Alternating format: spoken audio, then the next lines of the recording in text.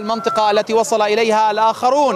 طبعا الآن ফিলিস্তিনের অবরুদ্ধ গাজা উপত্যকায় দখলদার ইসরায়েল ও ফিলিস্তিনি সশস্ত্র গোষ্ঠী হামাসের মধ্যে যুদ্ধবিরতি কার্যকর হয়েছে। চুক্তি মেনে শুক্রবার বাংলাদেশ সময় বিকেল ৫টার দিকে ইসরায়েলি সেনারা গাজার জনবহুল এলাকাগুলো থেকে সরে যেতে শুরু করলে মানুষজন নিজ নিজ বাড়িতে ফিরতে শুরু করেছে। قصف مدفعي গাজার সংবাদ মাধ্যমগুলো জানিয়েছে উপকূলবর্তী সড়কে হাজার হাজার মানুষের ঢল নেমেছে। সমুদ্র ঘেঁষা আল রশিদ সড়কে সারা রাত অপেক্ষার পর ইসরায়েলি বাহিনী সরে যেতেই তারা দলে দলে গাজার উত্তরাঞ্চলে নিজেদের বিধ্বস্ত বাড়ির দিকে যাত্রা শুরু করেন।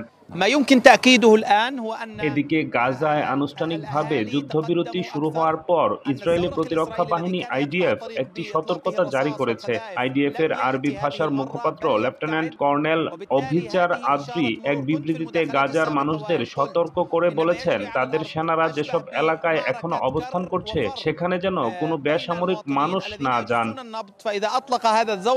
টাইমস অব ইসরায়েলের সূত্রে জানা যায়, গাজার জনবহুল এলাকা থেকে সেনা সরানো হলেও উপত্যকাটিতে ৫৩% এলাকা এখনো ইসরায়েলি সেনাদের নিয়ন্ত্রণে রয়েছে।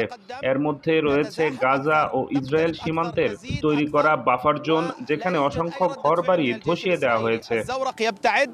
لا توجد مدفعية إسرائيلية تتدخل أيضا.